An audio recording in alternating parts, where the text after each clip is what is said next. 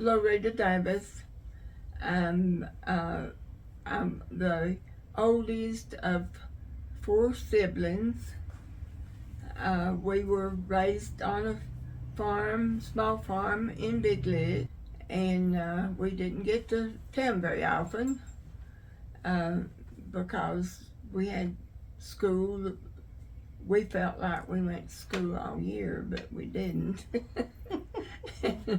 See, my first 2 years, I went to Big Lick and rode the school bus.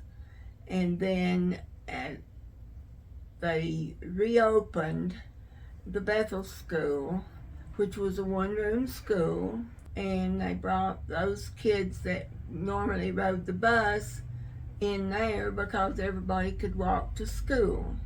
And there was only about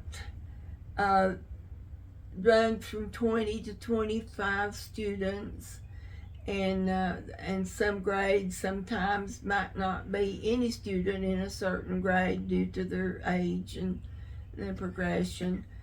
They got my mom to agree to teach. She had always wanted to teach, but she didn't have the opportunity because she got married and started having children. And she had three of us. I graduated from the 8th grade there. Turned out that my mom actually graduated from the 8th grade at that same school. I graduated in the spring of 48 from the 8th grade, and there was 3 in my class. And we had to take achievement tests, the 8th grade did. And I was scared to death. But our 8th grade, with 3 students, averaged higher than any other 8th grade in the county. My mom taught me the first year or two, and then she had to leave because she was expecting my baby sister. And then after my sister was about 3 years old, she come back and brought her to school with her. When the grades was called up to have a geography lesson or an algebra lesson, they might be 1 or 2, but the other students were listening and they were learning too. That's how those little schools produced some better students. Walked to school and had more fun when it was cold weather. There was more than 2 or 3 cars come through the whole day, and there's a little puddle of water, and it'd freeze over, and we'd skate all the way to school. And then if it snowed, we left to go early, and some of the older boys would go on and build a fire because the building wasn't locked. They'd go in and build a fire in a big pot-bellied stove, and we'd have to warm up when we got there, but we had fun. And then at recess time, we'd get out and make big old snowballs and make little balls and fight, have snowball fights. And the big balls was our fort, and we was throwing snowballs to each other. And there was no electricity on our road until I was a sophomore in high school.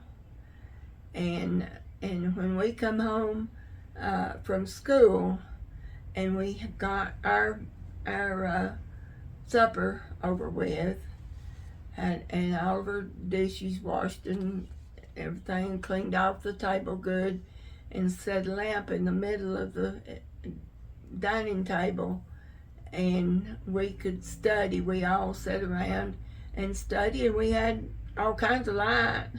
And now you couldn't see a thing if you if you just had that lamp in the middle of your table.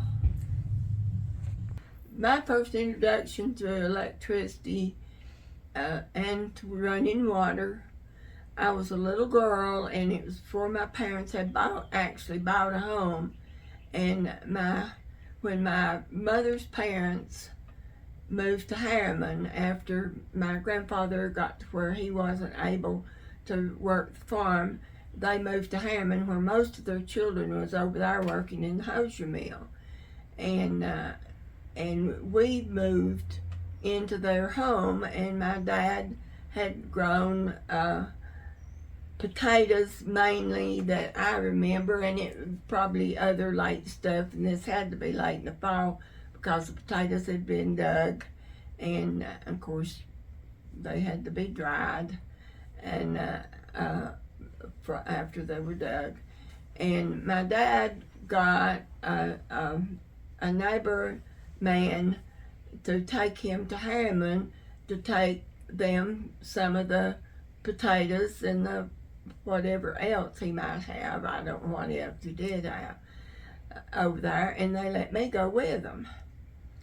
And I came back home. I don't remember a lot about being there, but I came back home and I told Mama, I said, you know, when they need light, they just pull a little string of the thing and on comes the light. And then if they need water, they just turn a little nail of the thing and out comes the water. We lived on the farm. It wasn't a very big farm. We grew most everything we ate. We didn't care much for beef, so that was out. But my dad raised hogs, a few, just for our own eating. And in the fall, in October, when it got cold, first cold spell that come, they'd kill hogs and everybody freeze to death out there trying to take care of the meat with no electricity. He had what we called a smokehouse, but there was never any smoke in there. And he had a table in there where he put the side meat, the hams, the shoulders, and salted them down real good to cure them. And that's the way they saved them. Backbones and ribs and all of that, Mama would cook a big old pot of that. We didn't have to buy anything but sugar, salt, and we had our own milk. Just the things that we couldn't raise was all we had to buy. The rolling store came once a week, and I don't remember what days, but it doesn't matter. He had a big box truck for his rolling store, and it had shelves in it, and strips down the front of the shelves to keep his goods from falling off. He sold everything from salt to toothpaste, whatever you needed, sticks of bologna. He'd sell it by the stick, and when a family had a few children, it didn't take long to go through a stick of bologna. And he had cheese. He could slice the cheese, whatever they wanted.